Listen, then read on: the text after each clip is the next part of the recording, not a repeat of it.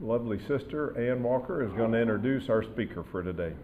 Thank you. Before I do that, did we celebrate Jim Smithwick's 90th birthday? We did not. When was it? A couple of weeks ago. Where's Jim? I think we should sing happy birthday. I think we should sing happy birthday too. That's a good round number, Jim, 90. Oh. Happy birthday to you. Happy birthday. Happy birthday, dear Jim. Happy birthday to you.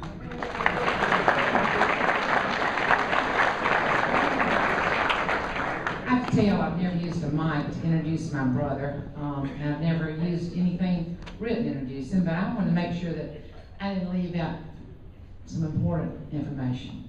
So you already know he's my brother. He's the pastor of this club for 20 years. But I want to tell you something about him you might not know. He's two-faced. Now, before you start having less than positive thoughts about him, let me tell you what I mean by that. He's professionally two-faced. One of his faces is as an international inspirational humorist. He's spoken in every state and a half dozen other countries as a keynote luncheon or after-dinner speaker for audiences as few as 25 people, executives at the Greenbrier in West Virginia, or as many as 12,000 at the Funeral Home Directors Association in Las Vegas. And you can better believe that was lots of fun, because y'all know all those digger jokes. His other face comes from his rich background of over 40 years of helping individuals, organizations be more productive through workshops, seminars, and consulting in business leadership and leadership development. Whether he was teaching Leadership South Carolina on their first day of their training that they had, he did that for 10 years, or his priority management program helps people with time and life management, or it may have been through a retreat when he helped with a group there, refocus their efforts, or through the other programs of team building, customer service, behavioral styles, etc.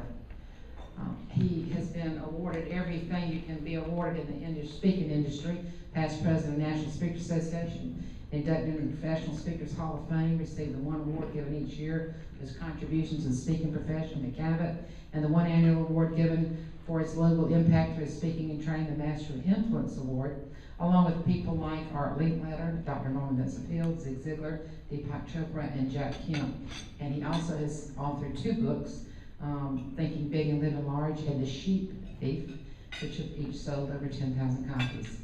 He is a lifelong member of St. Andrew's Baptist Church, and he says that he is grandfather to the 3 most brilliant and best-looking grandchildren on the planet. And if y'all want to challenge him on that, y'all have at it. Most importantly, he is my brother. A lot of you know him as Al, but some of us in this room, including me, grew up calling him Albert. So please help me welcome my older brother, Albert Walker.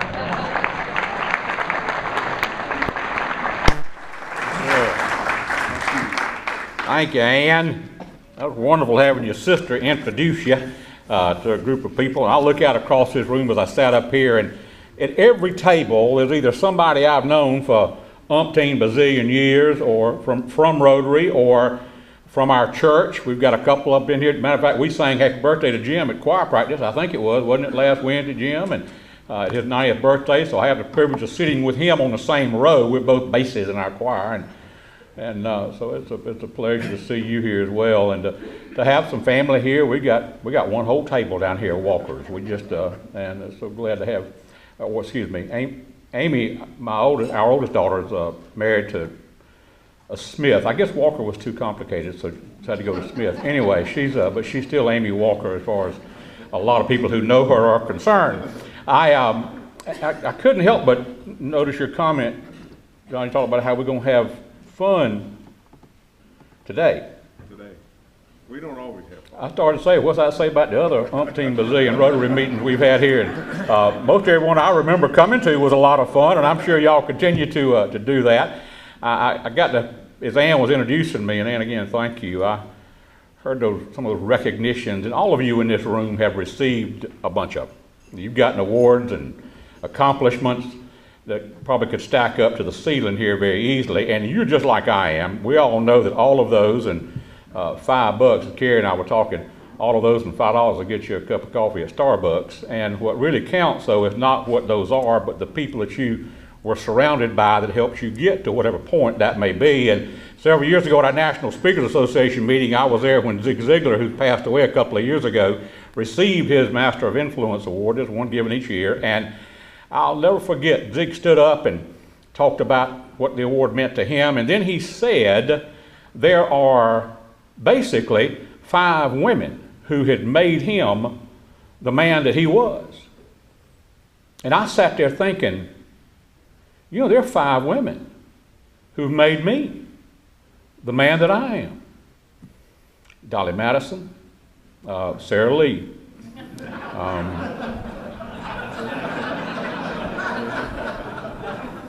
Mrs. Fields,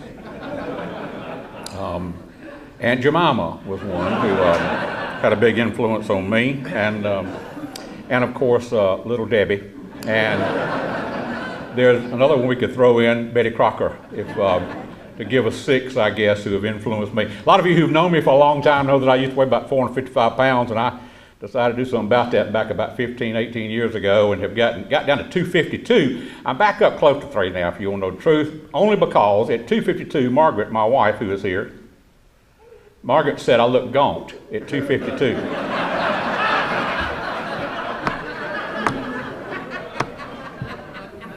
I just never thought 6 feet 252 would look gaunt to anybody, but it did to her. So I gained back about 35, 40 pounds just for Margaret, trying to make my wife happy. Y'all know how that works. I really didn't want to gain it back, but I did. So I also got to thinking about when Carrie and I chatted before the meeting started, as I did to so many of you. It was so good to renew some of those friendships.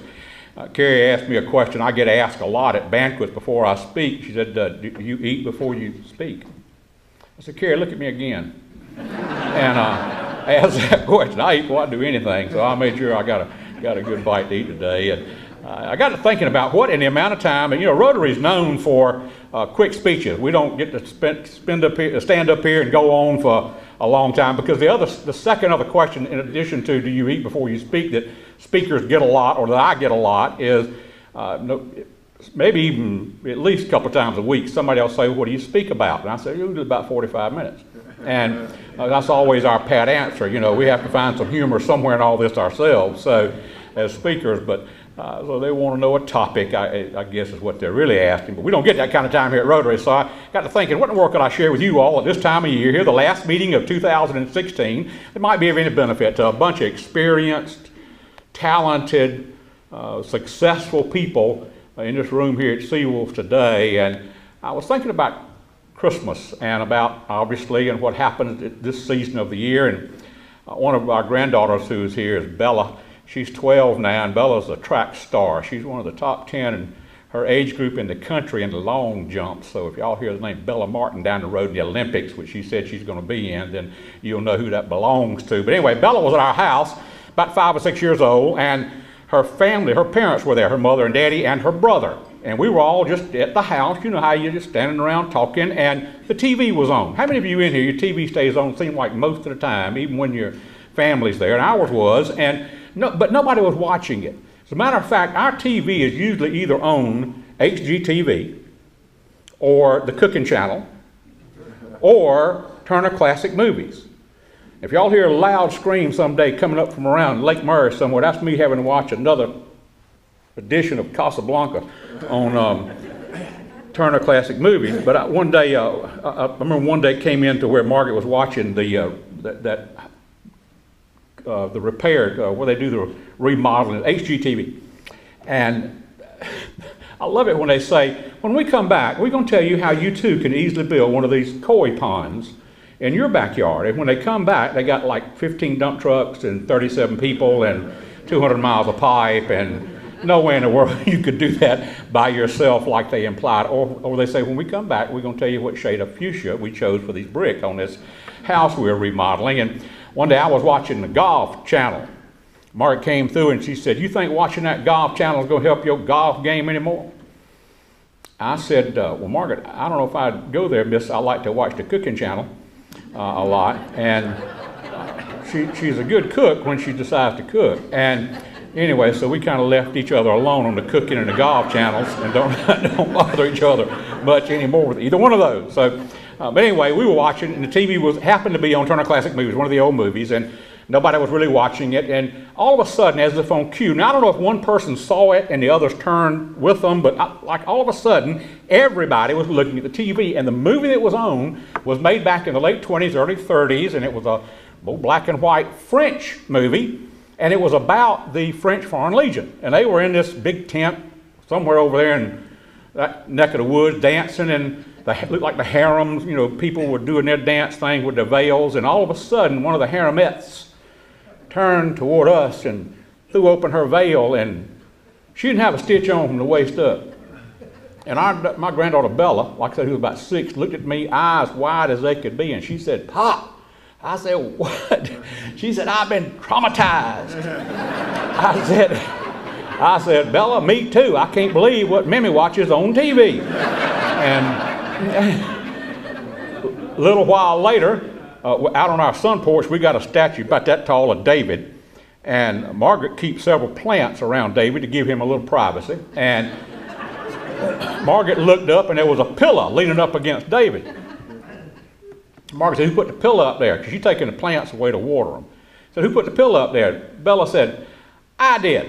Everywhere I look in this house, I'm traumatized." Said, my head will never be the same again." And I don't know about you all, but I didn't know the word traumatized when I was 5 or 6 years old. Did you? I don't think I learned that till a lot later on. But how many of us know people who go through the Christmas season somewhat traumatized?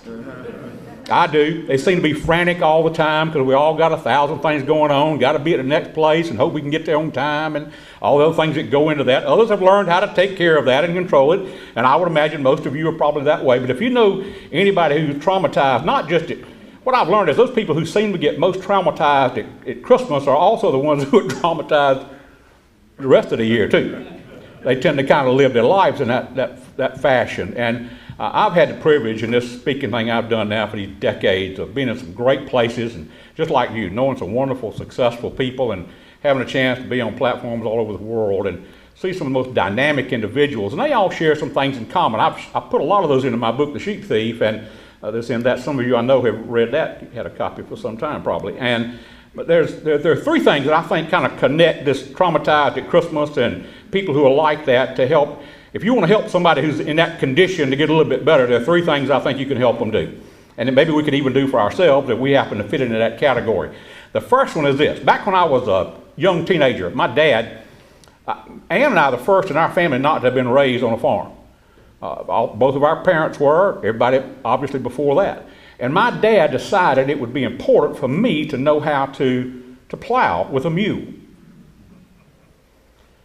He wanted me to have all the skills I guess I could possibly have, you know, going into my adulthood. And only problem is we didn't have a plow or a mule.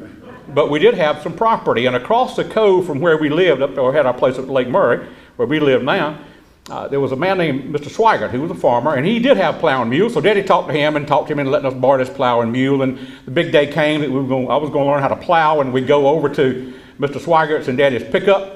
And when we get there, Daddy and Mr. Swigert put the plow and the lines and everything else in the back of Daddy's truck. It was going to be my job to ride this mule from the barn at Mr. Swigert's, because it was about 3 miles by road, but only about a mile through the woods and across a pasture or 2.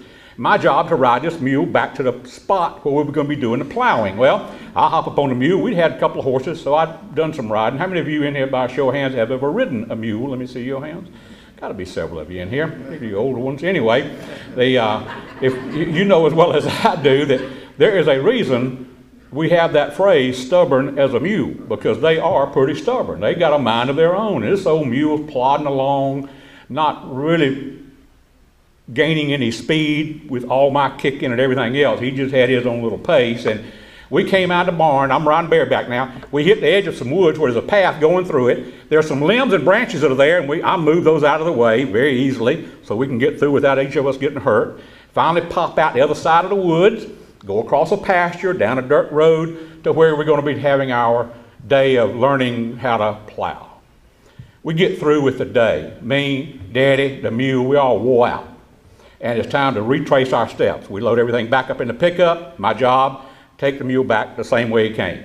I hop up on the mule, go back up the dirt road, cross the pasture, hit the edge of the woods, and at the edge of those woods, I felt an ornery old mule turn into a Kentucky thoroughbred right under me.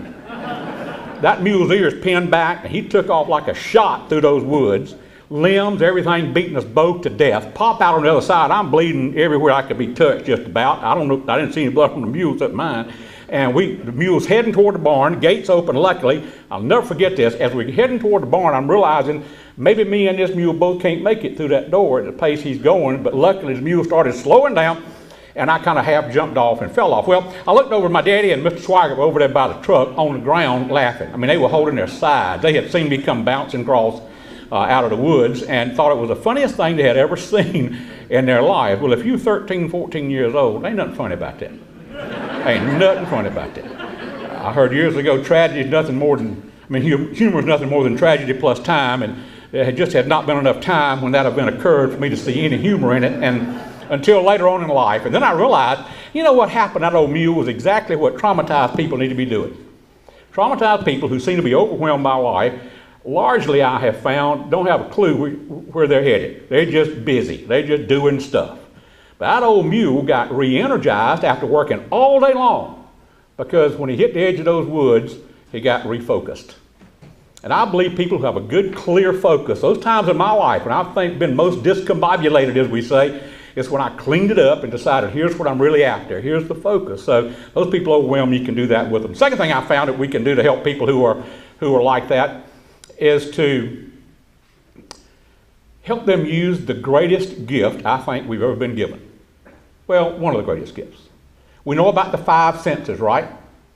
Taste, touch, hearing, sight, smell. We learn those in school. We know about that 6th sense, that gut feeling. It tells us whether, intuition gives us some input that we ought to be taking probably more of on occasions. The third, there's a 7th sense, though, that I'm convinced all of us have, that God has given us, just like those first 6, and it's a sense of humor. I think everybody's got one. Some just haven't used theirs in a long, long time. It's just embedded so deeply, they're not sure exactly where it is. But I'm convinced we all got one. And I believe that people who go through life not quite so traumatized are the ones who can see the laughter and the humor in life. I remember Minnie Pearl years ago said laughter was God's hand on the shoulders of a troubled world. I love that thought. A good buddy of mine out in Nacogdoches, Texas, said as long as you can get up in the morning and go look in the mirror and get a chuckle out of what you see, you're going to be okay. If you're not, you're probably taking yourself a little too seriously. I try to find humor, and I promise you today already, here it is about 1:15, 16. This clock, one of the best ideas the rodeo ever came up with. Anyway, right here on the chair in front of the speaker. Mark,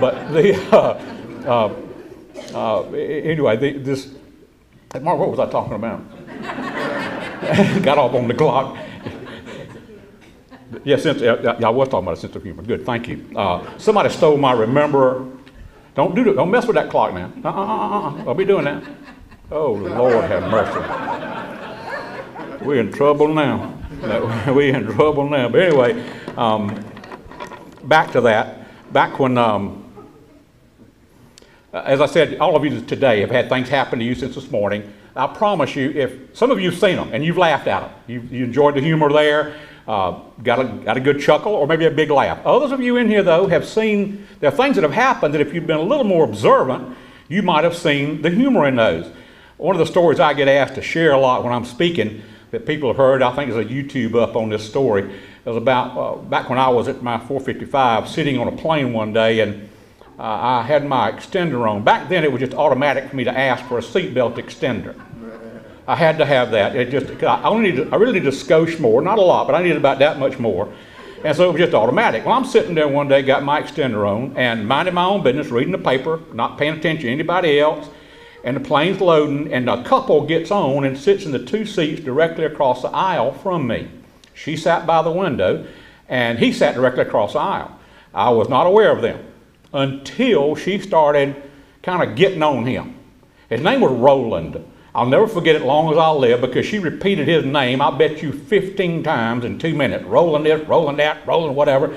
And it was so obnoxious, I did what any one of you would have done. I glanced over to see what all the commotion was about. And that's when I found out and realized Roland was about my size. He was a big old boy. He had one end of his seat belt. She had the other. They're trying to hook this thing up. It ain't working. I mean, and the reason she's repeating his name is she's going, Roland, turn this way. Roland, turn that way. Roland, suck it in. Oh, Roland trying to help her out here. I'm about to lean across the aisle and tell them about these extenders, which they obviously were not aware of. But before I had a chance to say anything, Roland looks over at me and says to his wife, well, if he can get his on, I ought to be able to get mine on. Well, at that point, all sympathy ceased for Roland, and since I only needed a skosh more, I had a good, y'all have seen those extenders, you know, I had a good foot and a half left over, I guess, kind of hanging out in my lap, and I kept reading my paper, and I reached down and picked up my extra seat belt, threw it over the arm of the chair so Roland could see it, and you could have about heard his head snap when he realized I had extra seat belt, and he'd strung his out all the way it would go and still couldn't hook up, and then the devil came out of me, and I reached down, I'll never forget, picked it up and twirled it a time or two just for added effect. And unbeknownst to me, the flight attendant had seen every bit of this, and she came over and set a cup of coffee down or a Coke or something beside me and whispered to me so Roland and Miss Roland couldn't hear. And she said, do you want to just tell him about these extenders? Or do you just want him to bust at about 30,000 feet? I glanced over, and sure enough, they had somehow managed to get Roland's seatbelt together. You couldn't see it; it was up in there somewhere, but they had managed to somehow hook it up, and I got tickled seeing that, and I said, "Well, let him bust. We'll clean him up later." So see the humor and stuff. I've got buddies of mine. I wouldn't take anything in the world for the funny friends I have. And there's several of you in this room who have a wonderful sense of humor, and I've enjoyed it for years and can't tell you what it means to me. And it's amazing how those people who in your life who have that sense of humor come along at just the right moment, at just the right time with something they say that makes you laugh, that gets that endorphin release going. And we all know about that from a health standpoint. Had hearty, hard laughter. Dr. Norman Cousins in his book, The Healing Heart, talked about how with just 10 minutes of hard laughter, that hard where you see spots, the same thing that these runners call a runner's high. Y'all know what I'm talking about, where you just feel like you're going to die if you just laugh any harder. You can't go anymore. But he said 10 minutes of hard laughter gave him 30 minutes of pain-free sleep. He had a debilitating disease that was literally taking the life out of him and a lot of pain. But he found it when he had 10 minutes of hard laughter, he got 30 minutes of pain-free sleep because of that endorphin release that hard laughter caused. So laughter's a great thing. Brian Townsend, who's a buddy of mine who passed away, I never will forget one time, and some of my friends call me from time to time, just like they do you, and I get all these emails that you get. That's why I don't use anything you see on the internet, because I figure y'all have all seen it. Like years ago when I first started in this business, people said, don't use anything out of Reader's Digest because they done all read it. So I don't do anything with email either, but it's true. Brian called me one day from Sidney, Nebraska. Sidney, Nebraska is the home of Cabela's. And y'all are familiar with Cabela's and Bass Pro Shop and all those places. And he called me on my cell phone and he said, well, you ain't gonna believe what I found. I said, what? He said, I done found some camouflage negligee. I said, really? What you plan on doing with that? And he said, his wife's name was Judy Babe. Everybody called Judy Babe. Nothing disparaging about that. They're from Talladega, Alabama. And he said, I'm going to take this home, give it to Judy Babe, and set my deer stand up in the bedroom and see if she can sneak by. we all need friends like that. And following surgery several years ago, I'd been in the hospital for a day or two and had my gallbladder removed, what it was. And I got home, and that was before laparoscopic, by the way, so they had to cut me open to get it out. And anyway, I got home, and the first message I heard on my phone back before we had cell phone stuff, how long ago it was.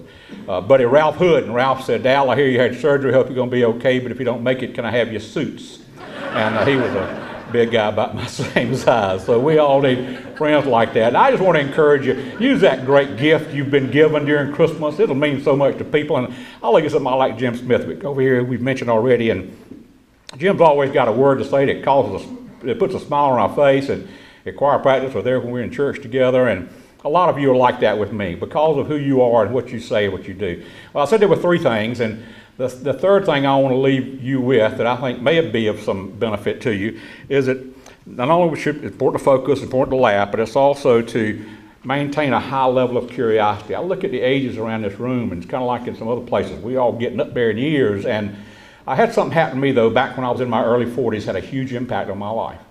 May have on yours.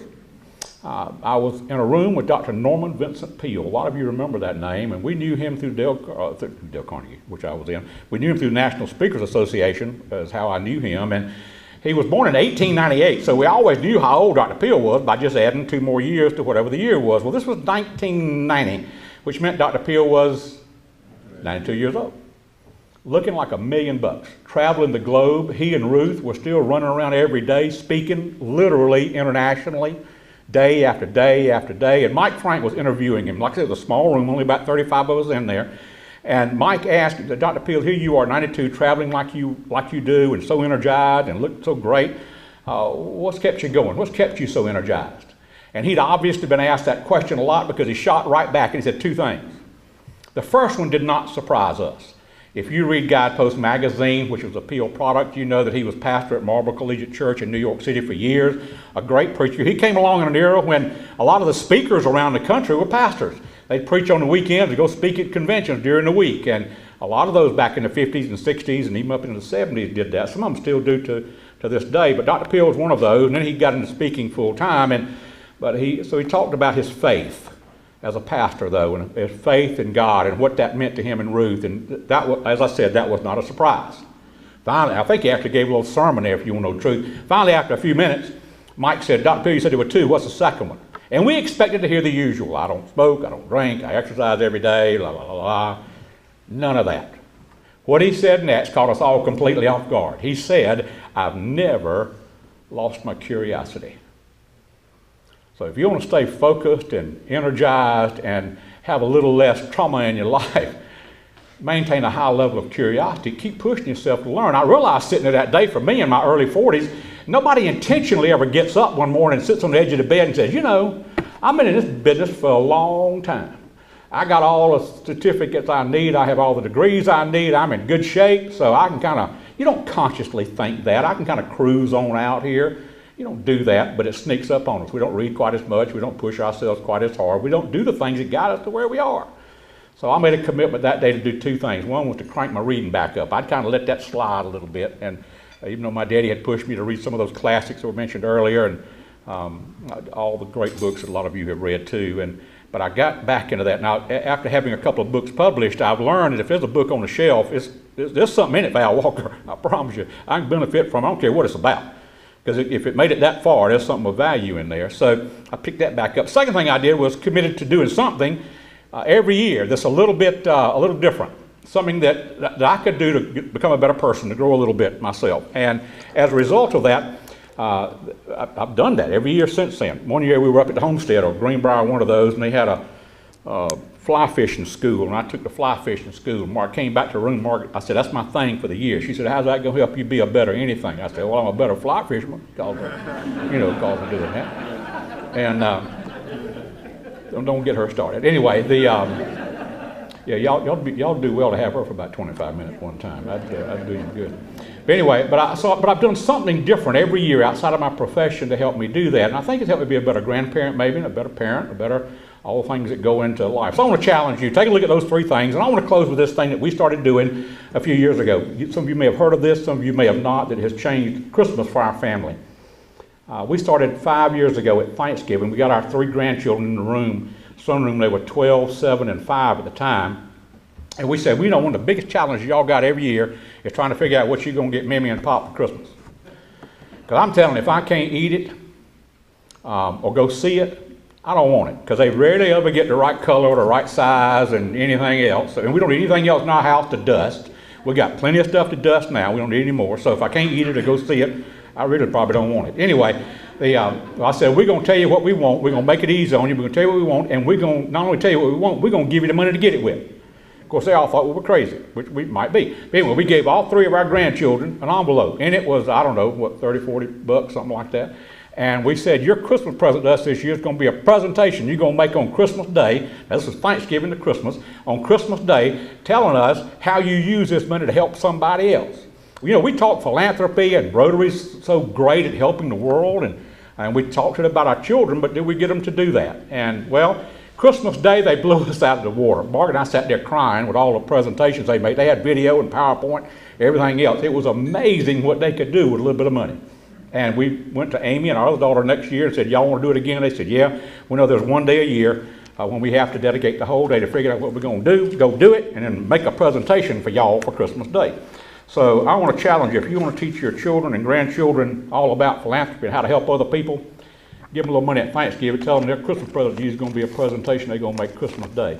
And we've been doing it for 5 years now, and it's made a difference in every one of our Christmases. So I hope you all have a great Christmas, Hanukkah, or whatever else you celebrate during this time of year. And thank you again for honoring me by asking me to come back and be a part of this great, great Rotary Club.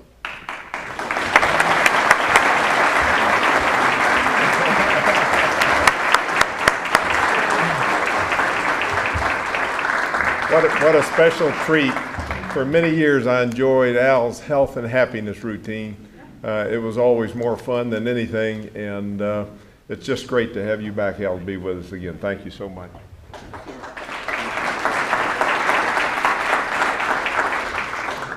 All right, I want to remind you, we get a little break now. You won't have to listen to me for a few weeks. We will not have a meeting next Monday or the following Monday, so the 26th and the 2nd, we are not meeting. We will not meet again until January 9th, and we're still negotiating with some high-level speakers for that day. What? I've already I got a confirmation. Got a confirmation? Yeah, so we've got Mr. James Clark, who's the president of South Carolina State, will be speaking to us. It's a reschedule from October, but we're Okay. excited. Matt helped us. Okay. So Okay. we'll be here. So I hope everybody will. All right, that will be interesting, I think. So that's a good thing. Thank you, Carrie, for getting that worked out. John, he's an MIT graduate, by the way. Is he really? Yes. MIT graduate. All right. I want to give you my personal thanks for your support and enthusiasm this year in our centennial year so far. In the first half of the year, you all have been great to be with, to work with. It's been a lot of fun. A lot of people have worked hard in this club this first 6 months to make all the centennial stuff come together, and it was worth it just to see so many of you there on our celebration Friday a week ago. So thank you for your support, for your friendship, and for being part of this great club. And I want to wish each of you, kind of in keeping with what Al had to say, I want to wish that each of your families will be infected with goodness, kindness, generosity, and gratitude this holiday season. I also wish you good health, because I don't think there's anything more important to all of us than that. And so with those blessings following you over this Christmas holiday and Hanukkah and other ways that you celebrate the holidays at the end of the year, I wish you the very best, and I thank you for being part of what we all do together. We'll end with song. Jim, come on up.